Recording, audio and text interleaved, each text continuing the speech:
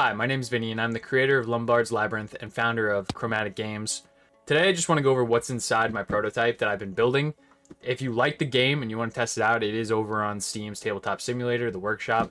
But this is just a physical version I made so that I could play with some friends in person and kind of get a feel of what it would look like when it enters production and things like that.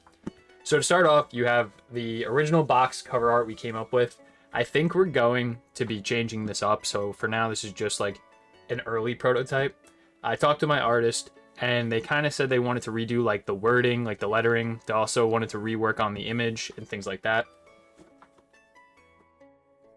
You have the Roll-A-Crit bag, which holds my tiles, which I got at PAX Unplugged. It was from, I think it was like, it's the dungeon drinking game. I just kind of thought it was cool, plus it was a nice bag. So the coolest thing about this bag isn't the fact that it looks like the Crown Royal like drinking bag. I kind of don't even care for that. The coolest thing is it's actually a mimic. So inside it has like eyes and all this other stuff. Plus it was a bigger bag than the one I had currently that holds my tiles. So in here are the tiles. I'll show you what they look like. They're like a matte linen. I went for like a nicer one. So this is how mine look. I don't know if this is how the finals are going to look, but you have like the dead ends, you have rotate tiles, you have a rat. I almost called it a mouse for some reason. Chest tiles, swap tiles, item tiles, normal floor paths that flip into campfires, things like that. All that is official art, so that is how they will look. But inside you have the tiles.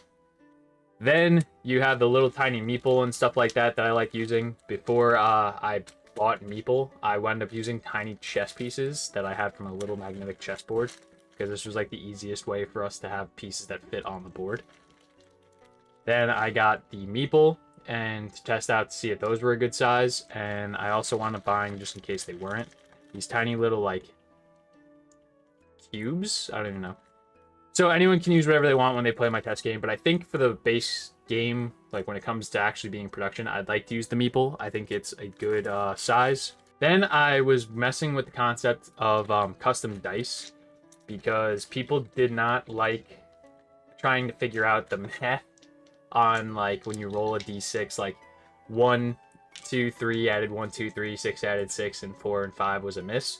So I wound up making dice for it. However, not all characters abide by like 4 and 5 equal miss, so this is kind of just useless. But the item dice kind of does make sense. Like there's a bronze, silver, and then gold, and that math does work out. So this could be a dice eventually I make, I don't know. But for now, the custom ones I had made are not weighted properly. Like, they are very poorly weighted. So one of the attack dice rolls on, like, a miss. I think it's like 6 out of 10 times. So for now, they're just cool concepts. Before I got the final art, I wound up making, for tiles, I wound up making my own. So these are the original tiles I wound up ordering that had my art on it before my artist did the final versions. But I made them glossy. And that was a problem because they're very shiny. So like when people were trying to play and we had lights on, you couldn't really tell the path sometimes. So these are the old tiles. I still have the entire set of these. I probably have 2 sets now that I think about it. In here you have the extra tiles. When I made the tile printouts, they give you a certain amount on like a printout page. So I threw in some extra tiles that might be important in case you lose some. So there's like a monster tile, extra trapdoors, extra rotates. And then I have my dice that I use for when we play. So every player gets like a dice. Yukimura gets 2. Then you have the monster manual field guides. These I made myself. So it's 2 pieces of mat board that I cut to be the right size. I printed out the front and the back on my printer. So there's like the front. They're very old now. They're not the best, but they're also the older monster manuals and charts. There's a newer one with like the new art. So this is like the original. So I wanted making 4 of these so every player can have their own. This is the original one, and then these are the newer ones that have like better map board basically. But they're just for a prototype. I needed 2 prototypes. One because friends were going to like an anime convention and they asked me if they could bring a copy of the board game. So they wound up paying for the prototype themselves. So there are actually 2 prototypes of this board game out in the world, which is really cool to think about. But I had to make a small copy of the instruction booklet, but I had to rush it. But there was so many spelling mistakes that went into this, and like I thought it was good. It didn't exactly work out, but it's a cool prototype. So I prototyped the board for a very long time. And what I basically came up with was these 4 tiles that you basically put side by side like that, and then 2 like at the top and bottom. And then you'd build a picture frame around it with the outside. Mine are laser cut with masonite board, so you can get masonite board at like Home Depot and things like that. So I had a friend that's local cut it with her laser printer, and then I went to Walmart and I actually had at the back photo section them print out, and I had to cut them all by hand, like all these rounded corners, everything like that, and then I glued them to the frame, and all you got to do is just like put them together like puzzle pieces. And then inside are the cards that I use, but since I don't have actual cards printed yet, I have Magic the Gathering like cards behind these cards, and I printed them out on photo paper. So until I get official cards, this is kind of just how I do it. There's Pax, he is an official card, so he's done. But basically the card sleeves allow it to be shuffled better.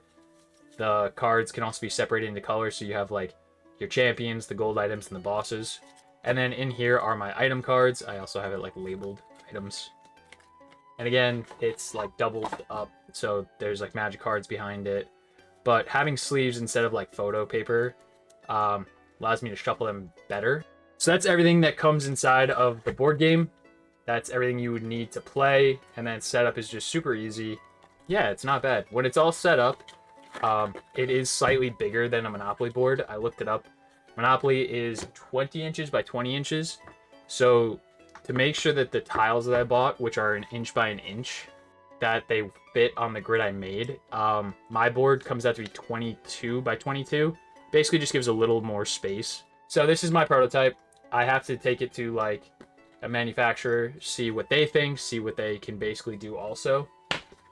I think that these bottom pieces are gonna have to get custom like die cut or whatever it's called. So I'll have to have them machine a piece that is like this exact size, that has like this exact puzzle piece. And then same thing with the connecting pieces that have like the tiny little L side. So that's something I gotta look into and think about. But yeah, this is taking a very long time. It's something I did not expect when I was making it, because the original board game design for the board was a lot different. And then I do plan on making a inlay, like plastic, seeing what that would cost. I came up with one with my friend that 3D printed it. Like, he's a 3D designer. He helped me design the inside. But that was prior to coming up with the new board idea, so I actually had to change it up and make it different. But for now, this is everything that comes inside the box. Hope you guys enjoyed. This is just the custom one, my like prototype. The real one won't have like the same bag and things like that. But for now, this is look into what's in Lombard, Labyrinth, the board game. Hope you guys enjoyed. Thank you so much for watching, and see you guys next time. Peace.